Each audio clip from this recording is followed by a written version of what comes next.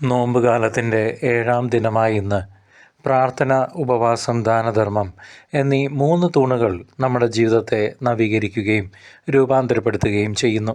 കത്തോലിക്കാ സഭയുടെ പ്രബോധനങ്ങളനുസരിച്ച് മറ്റുള്ളവരോടുള്ള ക്ഷമ എന്നത് വെറുമൊരു പുണ്യമല്ല, മറിച്ച് ദൈവകൃപ സ്വീകരിക്കാനുള്ള അവശ്യ വ്യവസ്ഥയാണ്. നമ്മുടെ ഹൃദയത്തിൽ പകയോ വിദ്വേഷമോ വെച്ചുകൊണ്ട് ദൈവത്തോട് കരുണയാചിക്കുന്നത് നിരർത്ഥകമാണ്.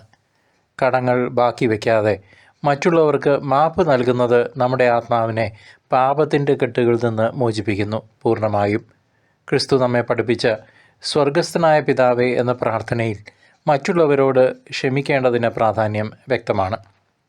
മത്തായിയുടെ സുവിശേഷം 6-ാം അധ്യായം 12-ാം വാക്യത്തിൽ നാം ഇത് വായിച്ചു കാണുന്നു.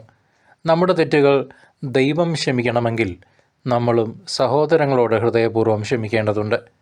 കടം വീട്ടാൻ ശേഷിയില്ലാത്തവരോട് കരുണ കാണിക്കുന്നത് ക്രിസ്തീയ സ്നേഹത്തിൻ്റെ ഉദാത്തമായ അടയാളമാണ്. ഈ നോമ്പുകാലം ആത്മശോധനയുടെയും അനുതാപത്തിൻ്റെയും സമയമാണ്. മറ്റുള്ളവരോടുള്ള ശത്രുത വെടിഞ്ഞ് സമാധാനത്തിൻ്റെ പാത സ്വീകരിക്കാൻ സഭ നമ്മെ ഇത്തരണത്തിൽ ആഹ്വാനം ചെയ്യുന്നു.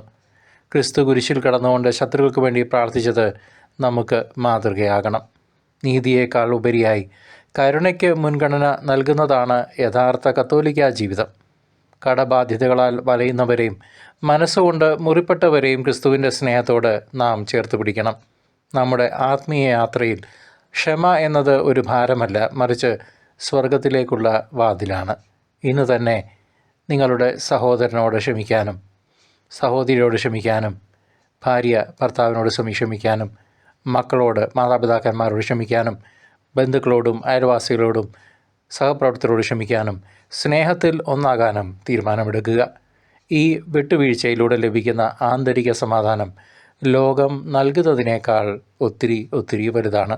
നോമ്പിൻ്റെ ചൈതന്യം ഉൾക്കൊണ്ട് നമുക്ക് വിശുദ്ധിയിലേക്ക് വളരാം. സർവശക്തനായ ദൈവം, പിതാവും പുത്രനും പരിശുദ്ധാത്മാവും നിങ്ങളെ സമൃദ്ധമായി അനുഗ്രഹിക്കട്ടെ. ആമേൻ.